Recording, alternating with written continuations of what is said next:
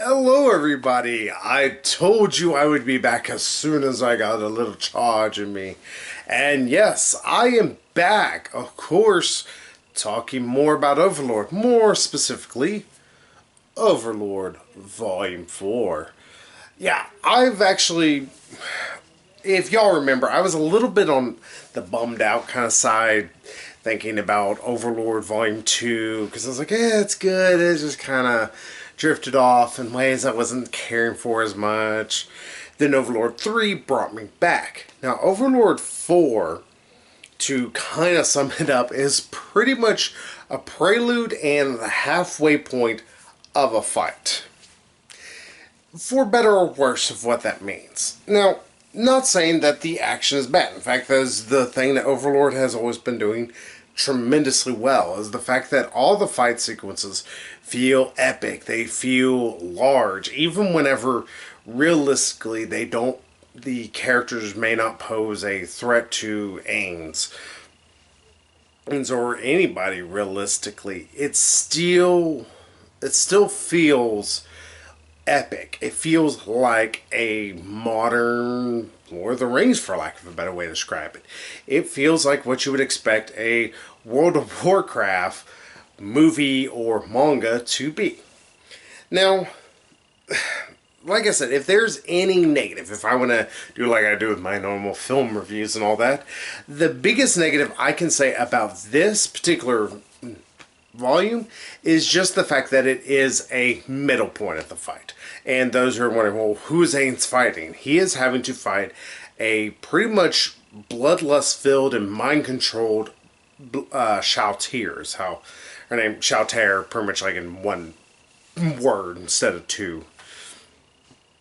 She has been driven insane by pretty much how's the best way to describe it? A high-tier magic user, but they're not sure who it is. One, because Ainz was not there. He was in the middle of dealing with Clementine and doing adventuring and all that. And also getting that wonderful hamster knight. That is just the most hilarious thing ever. And here, you first off get to see that Shalltear is fucking amazing at her job. She just rinses through like just entire cadre of soldiers. It's like, ooh, this is going to be good whenever they fight. Because it does feel like it's a prelude up to that. And in fact, it is a prelude to the fight. And that is what the entire volume is. Shows off that Shalltear is just as badass as what we've seen of Ainz so far. And not only that, but she's also very smart, even if she is a little headstrong at times. Like, yeah, sure, she might charge forward, but she still has a backup plan too if this charge does not work. And that is always a thing that is commendable.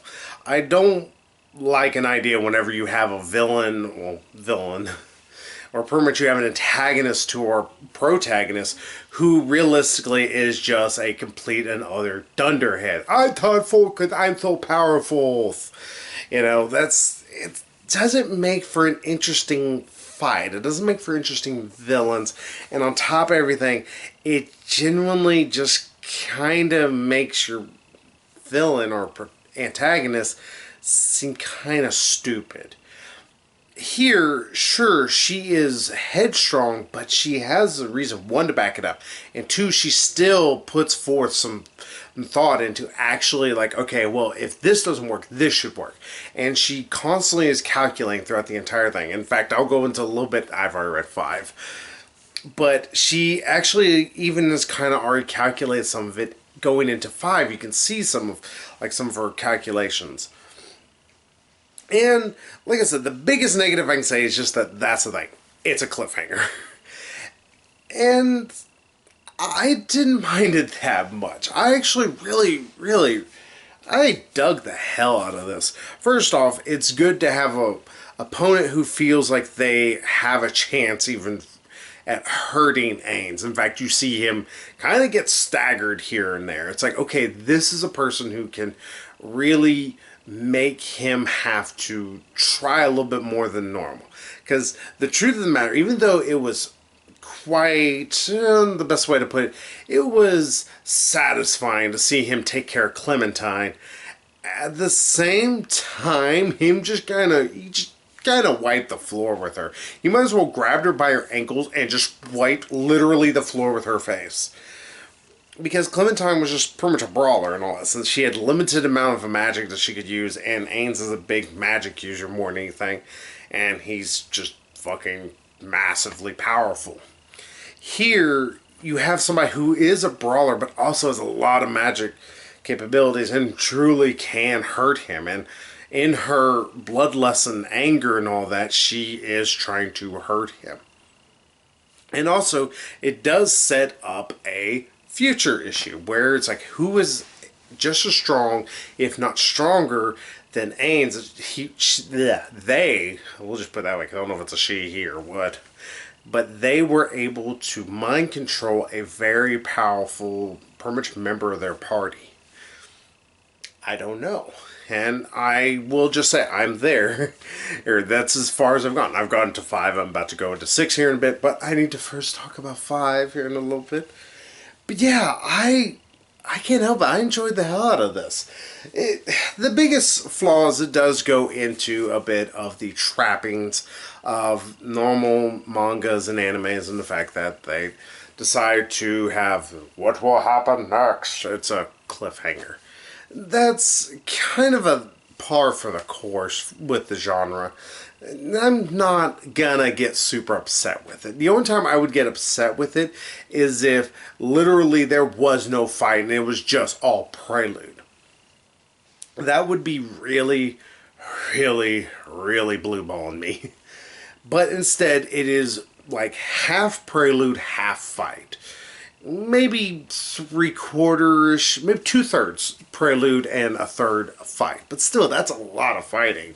Especially for a story that is not meant to be just a pure action-focused story like Berserk or any of the, or maybe even like Inuyasha has more action than this, which is fine. I don't mind that. I love that there's so much building to characters.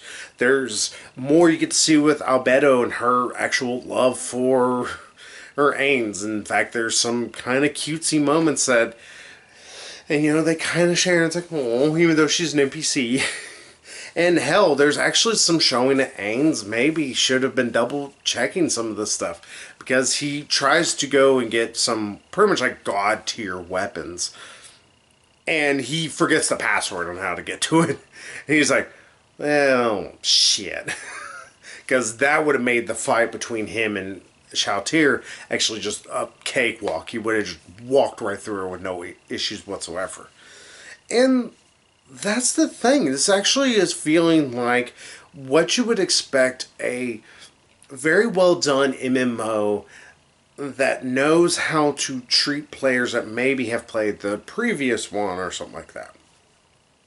You have, in all essence, a OP character, but they can put them in a situation where their OP-ness, is the best way I put it, pretty much their ability to be so overpowered over everybody else is actually rather negated, simply thanks to the fact that they did not come as prepared as they should. And it's refreshing. I enjoy that whenever it's like, okay, well, hey, you may think you are going to be able to just walk through this fight, but you're not going to. And only that, again, it's a fantastic looking fight.